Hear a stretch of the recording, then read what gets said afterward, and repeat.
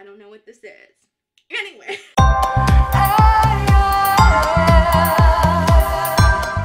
Hello everyone, it is Jazz here. Today I'm going to be doing round 2 of 5 book reviews. So basically every time I read 5 books in the year of 2020, I will be reviewing all those books in that group of 5. Before I jump into today's 5 book reviews, I want to say that I will be doing some manga reviews next week. So if you want to know about some of the manga that I've read recently, definitely check out some videos about that next week. Now, today we're going to jump into the 5 book reviews. There's a wide variety of genres and types of things that I read, so it should be something for everybody. First up, I completed The Root Cellar by Janet Lunn. This is a book that is middle grade age, sort of geared, and it is about a 12-year-old girl named Rose. When her grandmother, who basically raised her, dies, she ends up going to live with her aunt and uncle and multiple cousins. And her aunt and uncle are remodeling this very old house in Canada, and on their land there is a root cellar, and this root cellar enables Rose to basically travel back in time to the 1860s, sort of during the end-ish years of the Civil War. I'm very sad that I didn't read this as like a really young person. I bought it in grade school and proceeded not to pick it up like ever until now. So I'm really sad that I didn't, because I know I would have really enjoyed it, and I did quite enjoy it as an adult. I definitely would say that this book is written towards the middle grade crowd, and you need to read it like that. I think that there are definitely things that could have been delved into more and really explored in terms of character and plot and things like that if it had been like a slightly longer book, but it doesn't really like need any more than it gave for the age group that it's geared for. I think it really is effective for what it's trying to do, so go for that. Now, I will say that my favorite part of this book is the writing style. It reminds me very much of things like Secret Garden or Tuck Everlasting or Ellen Montgomery's books. So if you like any of those things like I do, then you will probably also enjoy the writing style that Janet Lunn uses in this book. It's very, you know, sort of flowery, but not too flowery, you know what I mean? I also did really enjoy particularly Rose as a character. First of all, y'all know I love a red-haired protagonist.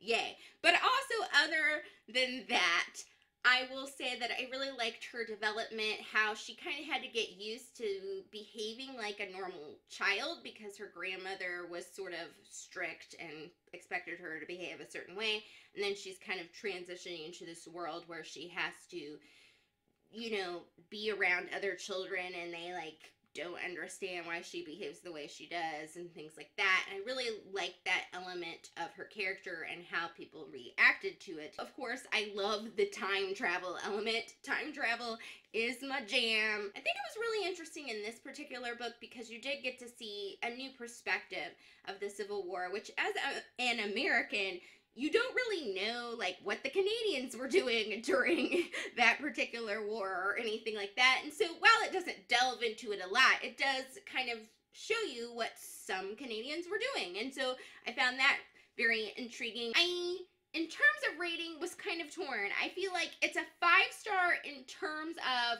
like what it does, like I said, for the age group that it's geared towards. But if you're an adult reading it, like me, I kind of felt like it was more like a 4.75 or some kind of like weird rating like that. But I did give it 5 stars on Goodreads because I do think it's an excellent book for what it is. There are a couple of classic-ish type books to be reviewed in this video, but we're gonna start off with the modern classic that is Mrs. Dalloway. So while this book does sort of consider many perspectives during its duration, it is for the most part about 2 characters. One being Mrs. Dalloway, who is a wealthy woman that is throwing a party that evening, and the other one being Septimus, who is a war veteran who is just trying to cope with his PTSD. I highly recommend the audiobook of Mrs. Dalloway, read by the actress Annette Bening. I think she did a wonderful job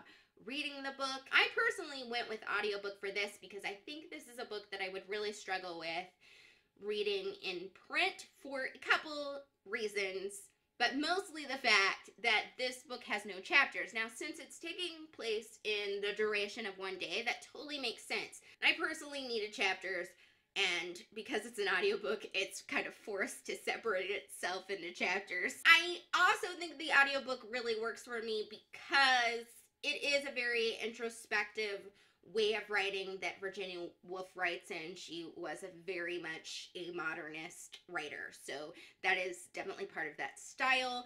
And because there is not a lot of external drama, 90% of it is just like everybody's psychology and what's going on with their internal struggles. So that is just more interesting, I think, in audiobook when you actually have like an actor reading it, and it makes it seem a little more dramatic. Virginia Woolf, I think, is not for everyone. I don't think everyone's going to enjoy Mrs. Dalloway, but I say that I personally enjoyed it.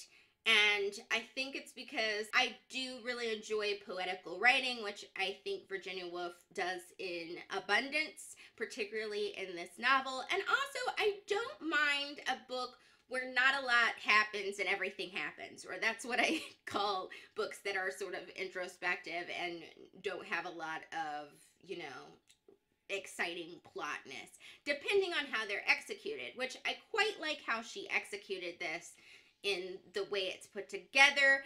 And I also think that it's a book that makes you think about class and psychology and about choices, and I think those are things that I find particularly interesting just in every kind of literature. So that's why I did enjoy the concepts explored in this book and what they made me think about. I ended up giving Mrs. Dalloway 4 stars, mostly because I do think that while I really enjoyed it in audiobook, I do think I would struggle with reading it in print, but that doesn't mean that I didn't enjoy, like, the overall experience of it. Next up, we have a true classic, which is Northanger Abbey by Jane Austen. This is a witty satire about Gothic romance novels, and it centers around a young woman named Catherine who is sort of determined to have her Gothic romance, but things don't necessarily turn out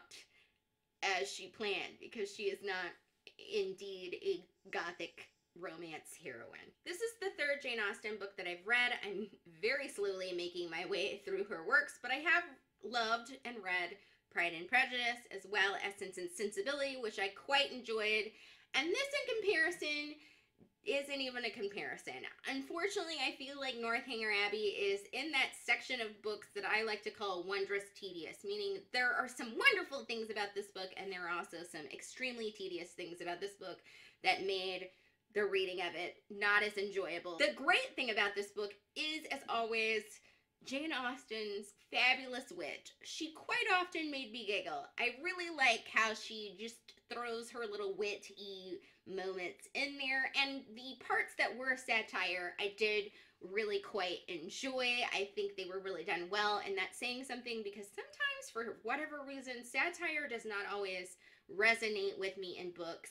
I feel like it does resonate with me in TV and movies, but for some reason in books, because I guess I can't see it, it doesn't always work for me. So the fact that it was working for me in this book was bomb. However, I don't really think the Gothic romance satire comes into play fully until like the back half or even later into the book, and I wanted more of that. I wanted the whole book to be that, and unfortunately it's just that last bit of the book, and that was what was really sort of disappointing, because I think if the whole book had been that, for me, it would have been extra great. But the main thing really that made the reading of this not as enjoyable as I would have liked was the dialogue.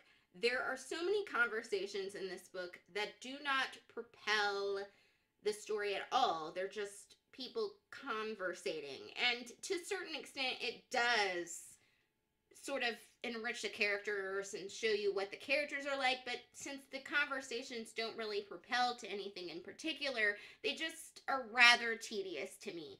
And I just had a really hard time getting through just all the tedious dialogue, especially in the beginning of the book.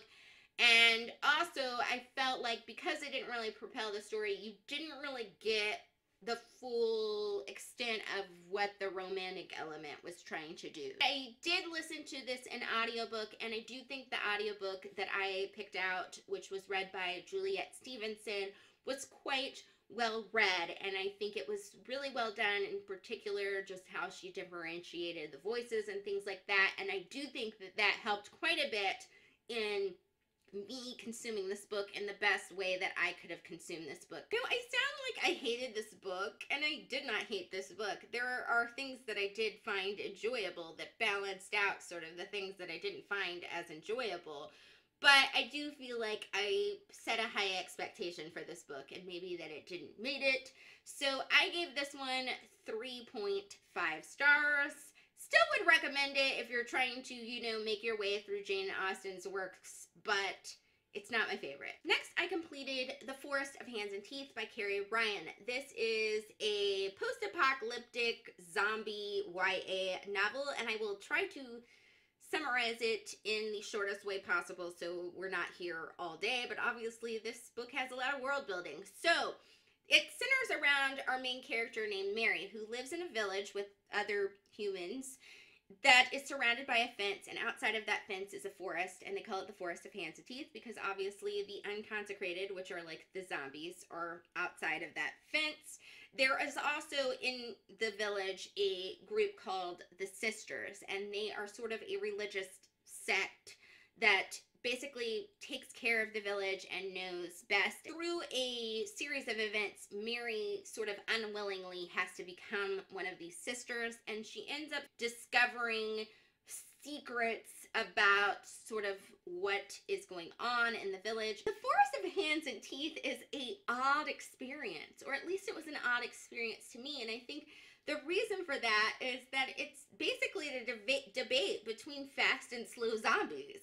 In my brain, it's like very fast-paced and yet also extremely slow-paced at the same time. It is surprisingly a very introspective book. I do also think that the characters are very flawed, or that some of them you don't get very much description about, but I feel like if you read between the lines, you get a lot of characterization from that.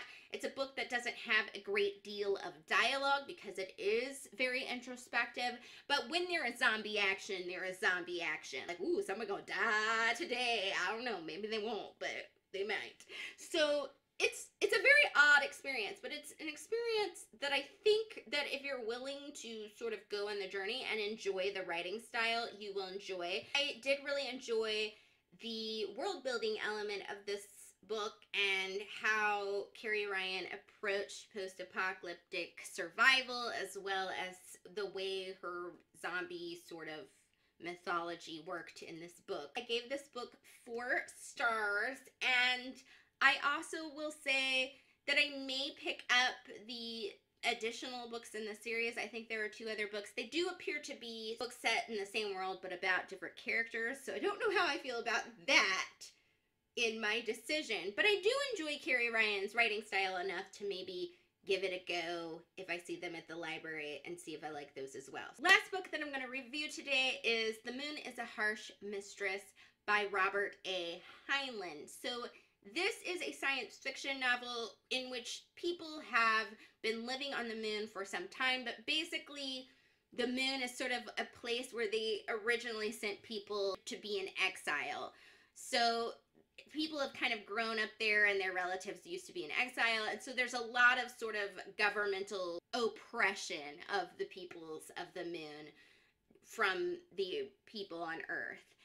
And basically a group of characters decides that they're going to band together with this really smart AI to revolt against Earth and try to get their own independence. I read this book as a group buddy read. I'm part of a group called Shiny Reads. I will link you to the group below if you want to like join if we do another group read. While it was fun to discuss a book and read a book with other peeps, I don't think anybody in our group, including me, enjoyed The Moon as a Harsh Mistress very much. It's one of those books where the concept was great, but the execution fell through. This book was written in the 60s, and you can definitely tell it was written in the 60s in terms of how men and women interact with each other, as well as, I would say, to a certain extent, like some low-key tone deafness on racial relations. Now,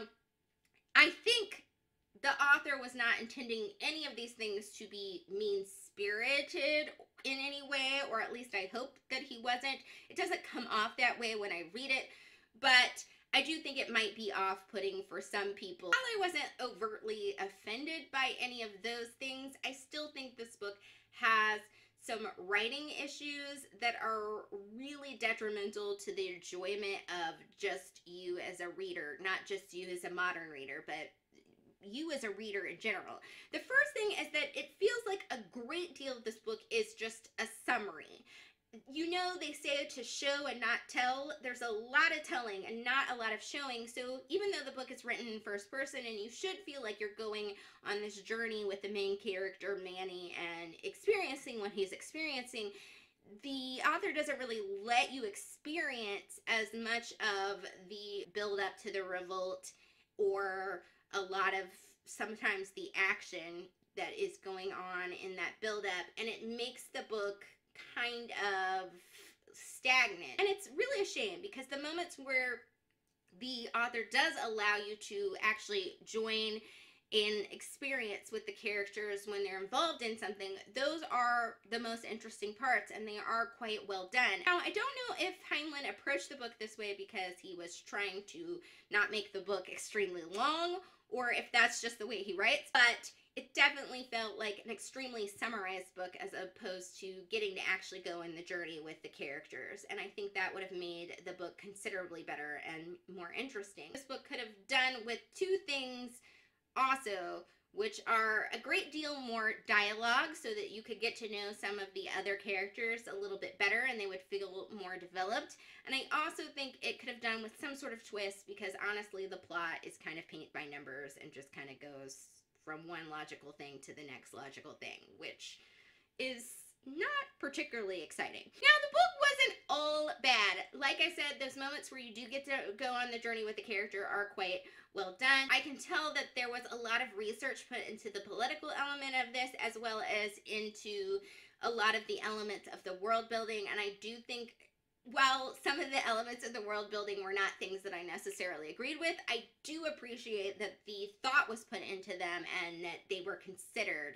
And so I think that is something to recognize and appreciate about the novel. This was another one that I did listen to in audiobook, and I do think the audiobook is extremely well read. It's read by Lloyd James, I think, and I think he has a very good skill with doing accents and doing different kinds of voices. I would recommend it in audiobook for the reason that it is very, very well read, and I do think that is another thing that is sort of a benefit to this book. While this book definitely was imperfect, I don't think it's the worst book I've ever read. I did give this book 3 stars. It's an okay read.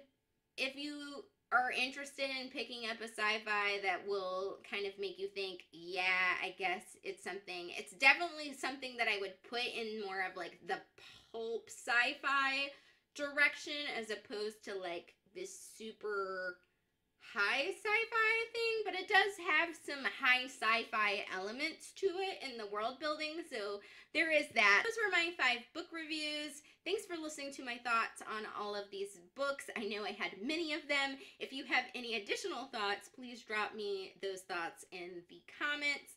And that is it for today, my fabulous peeps. I will see you all soon. Bye!